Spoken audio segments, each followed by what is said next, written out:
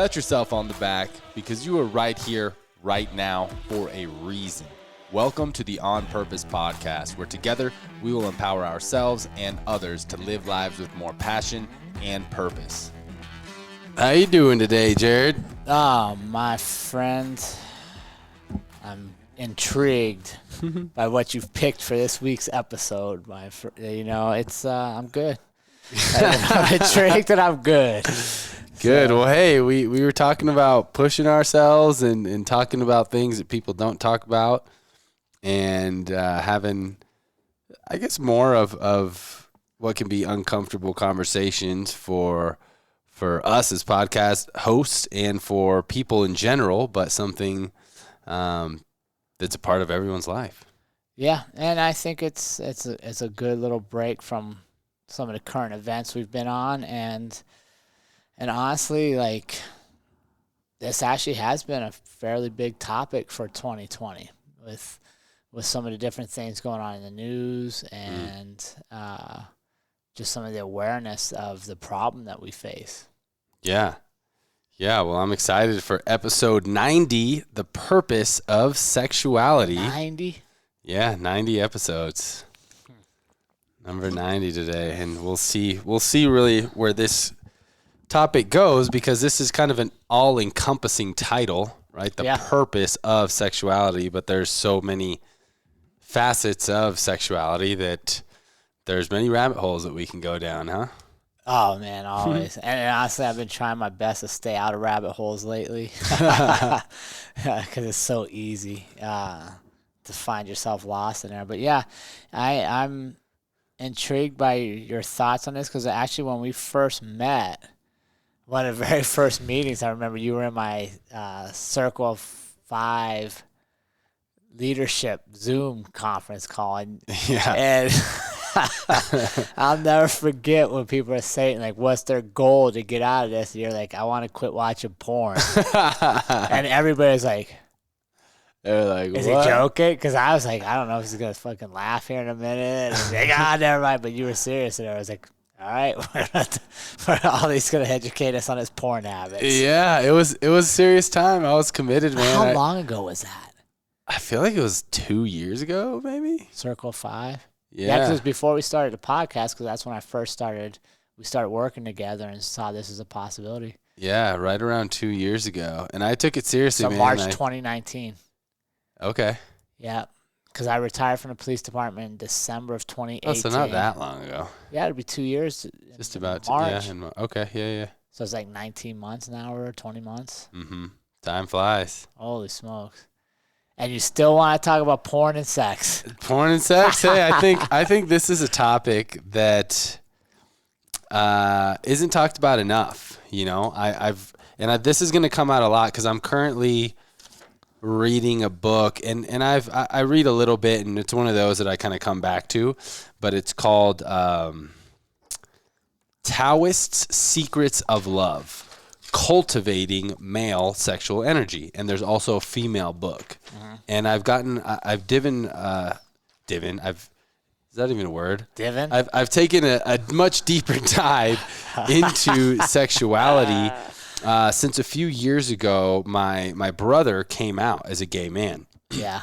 And that kind of turned my entire world upside down. I never had a family member come out as gay, and, you know, being a young straight man, I knew that I had always made like gay jokes or what, you know, had just had my own perspective, but it all switched when I had my brother come out. So when that happened, I really took a deep dive into studying sexuality, and that kind of eventually led me to this book, Cultivating Male Sexual Energy. And I think that there's so much more to sexual energy than we ever discuss. You know, there's not that much information out there even about what's in this book. You know, there's a chapter actually in a very popular book called Think and Grow Rich. Have you ever heard of that one? Oh, yeah. And there's a chapter in there. Napoleon Hill? Or? Yep, Napoleon Hill. And there's a chapter in there that's still very vague and ambiguous and mysterious, and it's called Sexual Transmutation. And it talks about transforming sexual energy into like more creative, productive energy. But again, even in that book, it's just glanced over. So I'm excited to get into the purpose of sexuality today. Yeah, I think it's just weird. I mean, what do they teach you from a young child? Like, what don't you talk about at the dinner table, right? Like sex, politics, and religion. Mm-hmm. But yeah, like what are mysterious things that cause a lot of issues for a lot of people? It's those things. And you add in money, Mm-hmm. and that's so. I think the more we can discuss stuff like this and get things, at least start facilitating discussions, the more enlightened we're going to be, which I think is huge right now. In this whole time of transition, that enlightenment seems to come up a lot. And I think this area is one that has definitely been kind of pushed into the back, into the dark for a lot of years. Yeah. And it's funny, the things they tell us not to talk about are some of the most profitable industries in the planet, right? Politics, religion, and sex, Yeah. So there's a lot to say for culturally us saying to not talk about things when apparently a lot of people want to talk about them or are paying to. We're just not talking about them in necessarily productive ways. Yeah. Yeah. So Jared, what comes to mind when you are thinking about the question of what is the purpose of sexuality? Well, I think animalistically, if that's a word, that's a good word though. That's definitely a word. It was to reproduce. Right. Right? I mean, if you go back to our natural tendencies, it was to reproduce. Mm-hmm. And then somewhere along the way, I think we saw it as power. Both ways. I think women use it as power, and there's times that males use it as power. Mm-hmm. And I think that's when it became something you didn't want to talk about. Something that caused issues is when it was used to control somebody else or used to manipulate to move yourself ahead or hold on somebody else down. Because you look back in history and some of the biggest abuses that kept people captive was sexual abuse, right? Mm-hmm. Like, because you took their identity, you took their spirit almost, if you will to fight a lot of times. And I think that's why it's not a topic that's comfortable for a lot of people to talk about, because it does have, in some aspects or some places, a very dark history. Mm-hmm. What do you think? Yeah, it's very emotionally charged. Yeah, I think, of course, most of us can think of the primary reason for sex is reproduction, right? And I think the area that we don't really cover a lot is the power of sexual energy, of life force energy is what this book really calls it. So I kind of wanted to get into and share with our community a little bit about what I've been learning, because there's hardly any information out there about it. And I'm going to come, of course, predominantly from the male perspective, just because I'm a male, but there is a female perspective as well, which I'll touch on. But kind of the basis of this book, Tao Secrets of Love, talk about how the primary bodily function that takes most of your energy as a man is sperm production. Mm-hmm. And how, every day you're producing millions and millions of sperm, and they talk about how, if it was only for reproduction, don't you think that God or the creator, whoever, would have, toned that down a little bit? That it's not just for that. And they talk about how sperm is, even compared to blood, in terms of energy value, is so much higher. In a drop of sperm, there's millions and millions of sperm, when compared to a drop of blood, there's only a little bit of that. But for the most part, most males, especially in the U.S., don't really know how to transmute any of that energy or do anything with it. It ends up in a napkin or a sock or bed sheets or wherever. Yeah, but why is that? Because it's never talked about. Well, and when it is talked about, when's it talked about? 5th and 6th grade sex ed, and you watch the freaking videos in your classroom with a bunch of other kids, you snicker and you laugh. Mm-hmm. like, we're not really teaching. We're not teaching. We're teaching the science of it, right? Right. But that's not. I think what you're saying is the spirituality of sexuality is completely different than the science and the energy of life that comes with it versus the biology of life that comes with it. You know, and I think that's, especially in Western, like even looking around the world, like Europe is far more open sexually than the United States is. You think so? Yeah, I mean, watch European TV every now and then. Like, they have much more nudity, and like it's not like, oh. Yeah. Where over here, you know, we're just so, I don't want to say backwards on this, but definitely a lot more boxed in on it. You know what I mean? Like it's not. But at the same time, it's predominant in our marketing. And in our media. In our media. I mean, even like TikTok today, you know, the new app, which is predominantly like younger teens and stuff, it's all swimsuits and lingerie and girls dancing, showing cleavage and skin, to where it's very, I think it's pretty dominant here in the U.S. But again, like you said, it's just the physical aspect, not physical, the spiritual. Exactly. Right? The There's physical. nothing about that young lady in a swimsuit that tells you how smart she is or what her family value, where she came from, which is all going to be important to you selecting a mate in life, right? You're going to want to know all that beyond the physical attraction. But we are so visual and so conditioned to strictly the visual appeal. We're inundated with it. Oh, yeah. Which is super shallow. Right? Which, you know, quite honestly leads to a lot of dysfunctional sexuality. Right? But it leads to more like conquer and conquest type mentality than the true spirit of understanding the exchange of energy.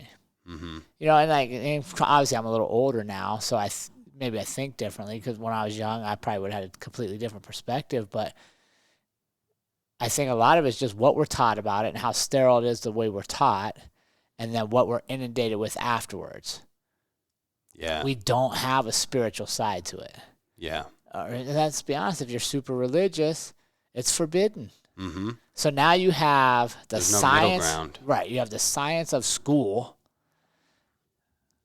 the physical inundation of social media, TV, even video games have sex in them. And then the forbidden, like, you know what I mean? Like it's like a perfect recipe for dysfunction. Yeah. Yeah. And I get to be pretty vulnerable in this episode because, again, this isn't really something that's talked about a lot, but I have recently realized in the past several years that I have grown up with these kind of dysfunctional beliefs about sexuality. Yeah. And I've been a huge hypocrite when it comes to sexuality because I'm a male, and my judgment towards females for years in my younger years. And I've just recently in recent years have really kind of realized this about myself. And I think it's because a lot of what I was told and how I was raised, going to Lebanon and seeing my grandparents, and you know, over there it's 50% Christian, 50% Muslim. But in Muslim countries that are 50% or predominantly Muslim, it's the woman is covered. You know, even showing her hair is thought to be seductive. You know, because it's known and believed that the beauty of a woman can be so enticing to a man that a woman needs to cover. So there's not this animalistic desire, right, for the woman. So knowing that, and knowing that this is how my grandparents did it, they got married at a very early age. My grandma and grandpa were, you know, the only ones for each other sexually, and that's kind of how they expect everyone to be. So me, growing up in the U.S., that's not how it is, right? But I always had this belief that I had to find a woman who was a virgin, you know, who wasn't sexual before me, that I had to be the only one with her. And of course, that wasn't the case. That wasn't my experience. You know, I had sexual experiences pretty early on. And I've always felt that for me as a man, it wasn't it wasn't as forbidden as it was for a woman, you know. Yeah, So I for would sure. hold these judgments towards women, and I think that that's not only for someone who comes from Arab descent, but I think that it's a big thing in our society today. You know, we have a lot of like women's empowerment movements and things like that going on, and I see why. I think it's because it's kind of been this double standard for so long of, you know, if you're a guy, if you're a man and you have multiple partners, then, you know, you're a player, or you're a pimp, or you're whatever it is. It's in a way kind of glorified a little bit. And for a woman, it's the total opposite. You know, you're a slut, you're a whore, you're whatever. So I think that that's always, at least in my experience of life, has been kind of this dysfunctional belief around sexuality and the genders of sexuality that I've held.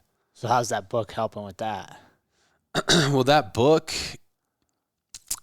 is kind of telling me like you can do something with these urges and desires, you know, like I used to have a lot more distractions on social, you know, Yeah. follow hot swimsuit supermodels and do all that. But I don't like to follow those types of accounts anymore, have those because they're everywhere, you know. But whenever those feelings and desires come up, those sexual desires come up, you know, you see a beautiful woman or whatever, it kind of teaches you that there's a way to channel that instead of trying to go into the physical thoughts or fantasies and desires, or even go to like masturbation instead of like release.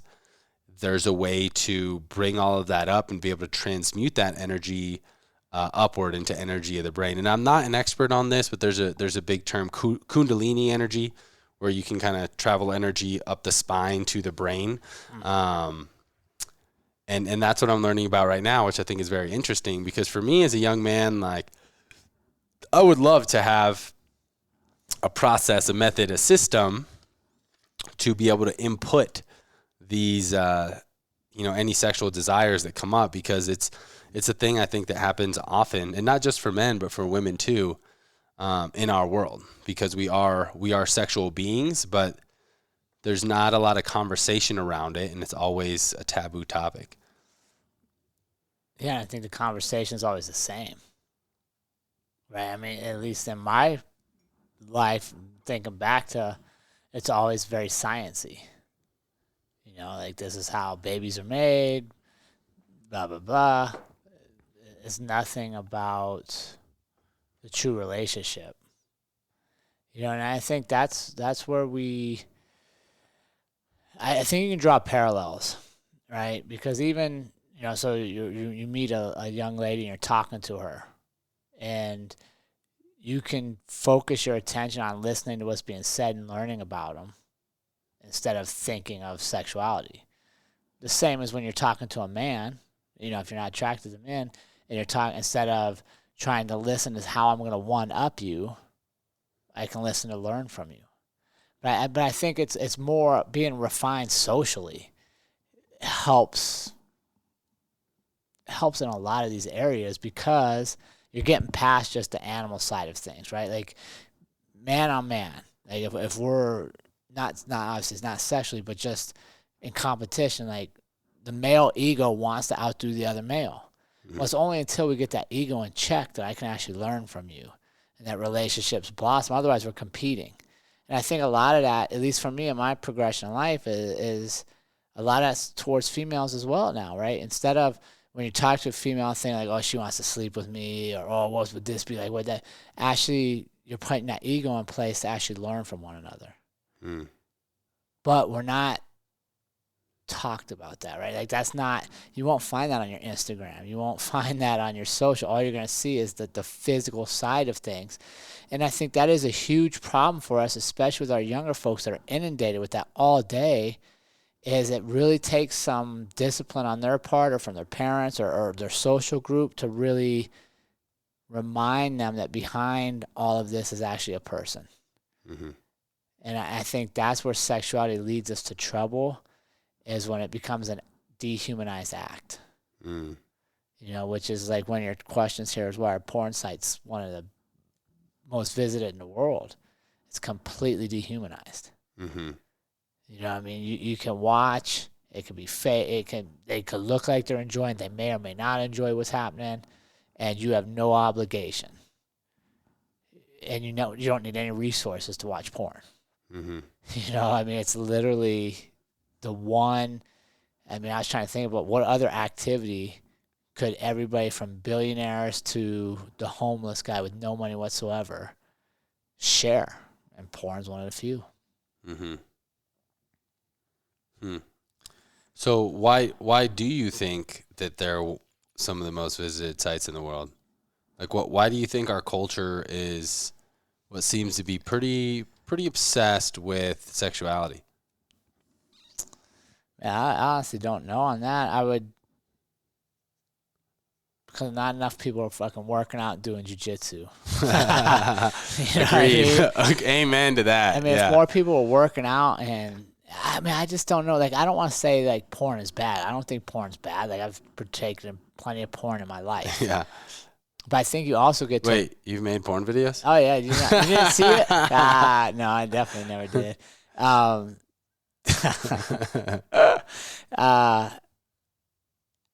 don't think it's bad. I think porn can be healthy for you. If you don't have a partner and you're not, you're worried about STDs and just all that. But to see the numbers that porn websites do, and then compare that to like who votes in our elections for president, I'm just blown away. I'm like, what the fuck? Like, all you dudes are sitting home watching porn, but you don't care enough about voting. And I don't know how we got there, other than it's everywhere. Yeah. It's a social media. It's ads. Everything kind of has sexual innuendos, and people look for it. Yeah. Yeah, I think that it is because what we get in real day-to-day conversations is innuendos and jokes, and even like sex education, right? It's just the physical portion of like, the sperm goes into the egg, whatever, to where I think a lot of us want more information, more purpose, more knowledge. Do we though? Around sexuality. Well, then why would we go to porn websites? How much purpose and information do you get from watching a porn? Well, what else really is there? That's my point. You gotta read your book. You gotta find things. You gotta actually go sit down and talk to somebody with not the intention of having sex with them, but to actually learn about them. And why is porn so? Like it's through the roof since this whole quarantine thing. A lot of it's because our communities broke down. There's no place to interact. But Bristol, you mentioned sex ed. It reminds me of one of my favorite stories. Trey came home from school in 6th grade, and we're like, "How's your day at school, buddy?" And he's like, "Oh, I got a bellyache today." And we're like, "What's wrong?" He's like, "I had to sit through a class and they just kept talking about tampons." Tampons. And I was like, that doesn't help a 6th grader understand sexuality, that a young lady's gonna have a period and put a tampon in. Like what? That's you know what I mean? And I'm just like, I don't. But I'll tell you, as a parent, I probably did a terrible job talking about sex to my kids. Because you're just like, fuck, I don't know. What'd they teach you in school? Yeah, that sounds good. Yeah. And then you're like, don't watch that. Well, why shouldn't I watch it? There's a lot of naked people. Right. But then what are they going to do as soon as they go down in the basement? They're going to sneak to that channel just like we did as kids. Right. Like, whoa, what's naked people? Like, I want to know more about this. Yeah. So, I mean, I don't know. It's such a deep topic. So kind of all-encompassing for this episode, what does it mean to have healthy sexuality? Oh, healthy sexuality. That's a good one. I think it's physical. It's emotional. And it's more than sometimes you could put into words. Right? It's more than saying you love somebody. It's, and I'll be honest, we've been married for 21 years now. I enjoy making love to my wife more now than ever. Because we've been through so much together, and, we've raised our kids, and like, you get to a point, like for us, even even if our bodies aren't what they once were, Mm-hmm. every part of our body that's not what it once was is part of the story of how we got here. Yeah. And I think there's just more comfort and more just freeing. And I've actually saw that. I was reading something about like sex in nursing homes, believe it or not, is a huge thing. And one of the ladies, Yeah, all the old people are having Yeah. sex. Yeah, yeah. one of the ladies was like, it's freeing. Like when I was younger, I had to worry about what kind of face I made and would he approve of this and that. And here, like, we're all It's whatever. wrinkly, we're old. And I was like, that. So I think that's a huge point. You get from, like in your late teens, early 20s, where you just want to have sex as much as possible. Mm-hmm. And then, mid-20s, you might start finding a more serious partner. Maybe you get married and things like that. And then, like, for me at this stage of my life, one, it doesn't happen as often, I'll tell you right now. But two, you enjoy it more. And it's because there's so much other things you could be doing in life that when you take that time to really bond, it's just more enjoyable. Yeah.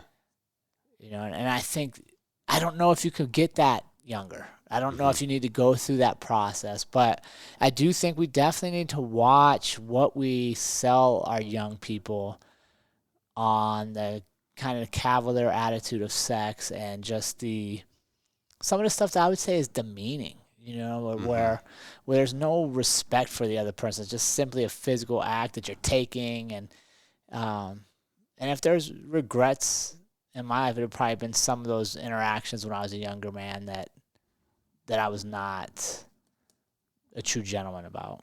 Yeah. Yeah. And I think, there's a place for making love, right? And then there's a place for fucking, right? Like they're two totally different things. And then you can say like sex sex can kind of be in the middle of those depending on the connotation. But yeah, I agree with you. I think that for me as well, in my current relationship and just in recent years, I have really kind of discovered like, oh, it's not just like penis and vagina, ejaculation, sex. Like there is something beautiful about truly connecting and making love. And there's been a few times where I felt like this burning sensation in my soul to where it feels like this like spiritual experience, and then there's also these times where it is a lot more animalistic. Yeah. It is a lot more primal. It's more of that like fucking type of sex than the making love. Yeah.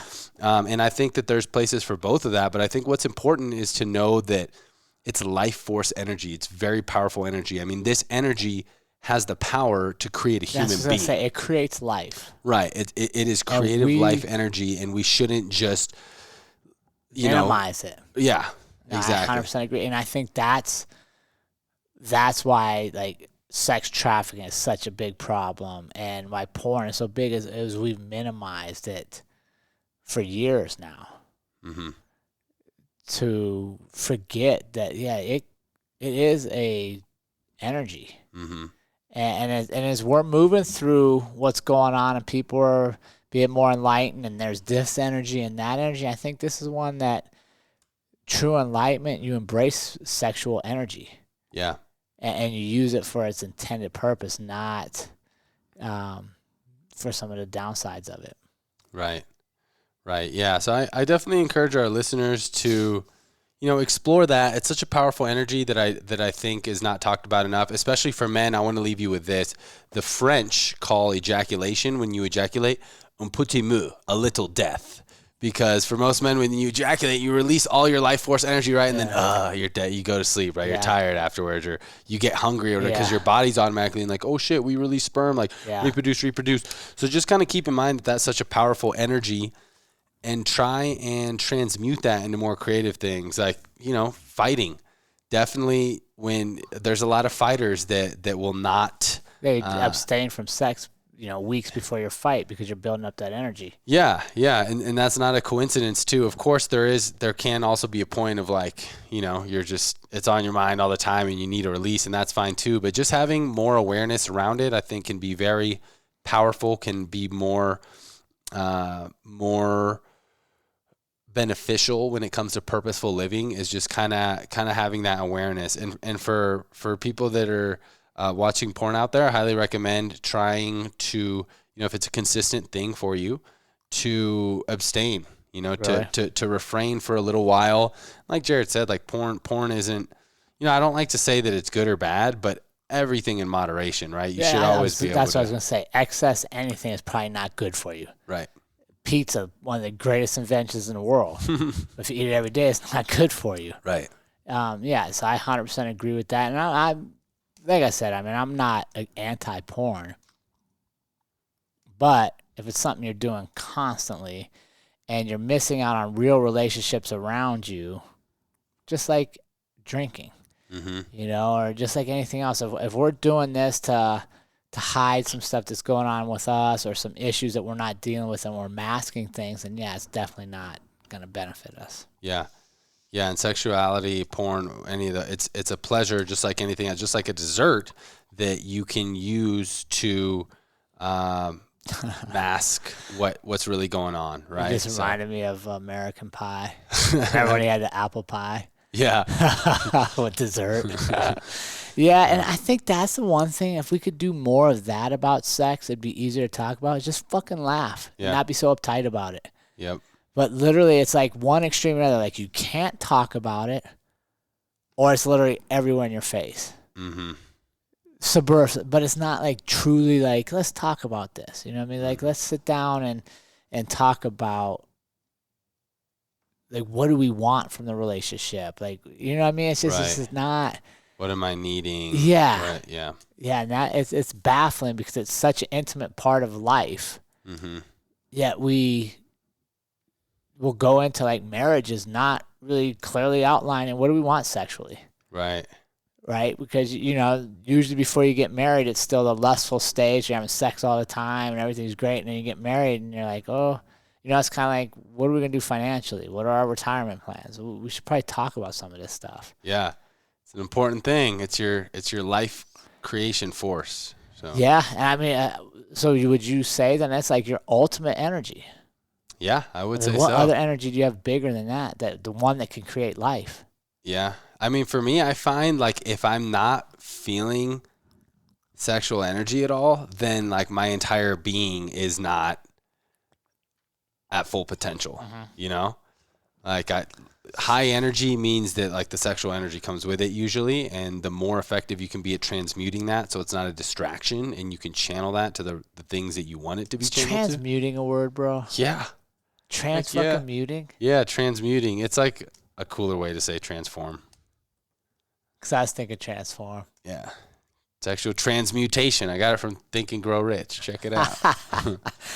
I don't know. Yeah, I'm with you. All right, transmutation is a word. I'll go with that. I don't know the other one you said was a word. Divin? Divin is not a word. It's been a long day, guys. It's been a long day. Good. But yeah, let us know. Shoot us an email, onpurpose.official@gmail.com. And if you're one of our international listeners, man, we'd love your perspective on this because obviously we're very Americanized towards sexuality. But, we've both traveled a little bit. And from my experience being in Europe was a much different sexuality than the United States. Like France is like known for being a very sexual country. Mm-hmm. I'd love to hear what it's like in your part of the world and what your perspectives and views on this are. And then, as always, if you're getting value from these episodes, we'd love to have you join us on Patreon, where you can help support the On Purpose community and help us continue to grow and reach more people worldwide. Amen. All right, thank you. And remember, team, life is far too short to live any other way than on purpose. We will see you all again next week.